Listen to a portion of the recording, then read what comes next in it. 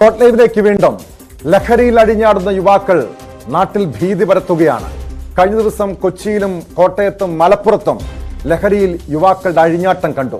മലപ്പുറം പെരിന്തൽമണ്ണയിൽ നാട്ടുകാരെ ആക്രമിക്കുന്നതിനിടെ പരിക്കേറ്റ യുവാവ് മരിച്ചു.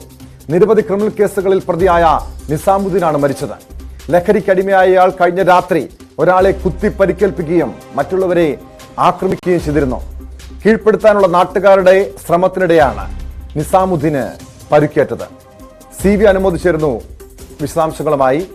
അനുമോദ്, ഈ നിസാമുദ്ദീൻ ലഹരിയിൽ നാട്ടുകാർക്ക് നേരെ അതിക്രമം കാട്ടുകയായിരുന്നു എന്ന് പറയുന്നു. അതിനിടെ ഉണ്ടായ സംഭവം കൊലപാതകത്തിൽ കലാശിച്ചു എന്നാണോ മനസ്സിലാക്കേണ്ടത്?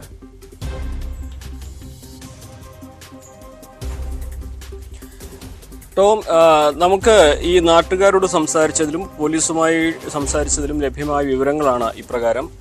നിസാമുദ്ദീൻ നാട്ടിൽ ലഹരി സംഘങ്ങളുടെ നേതൃത്വത്തിലുള്ള ഒരാളായിരുന്നു എന്നാണ് നാട്ടുകാർ പറയുന്നത്. കൗമാരപ്രായക്കാരായ കുട്ടികൾക്ക് ലഹരി മറ്റും നൽകുന്നതും അതൊക്കെ ഇയാൾ ചെയ്തിരുന്നു.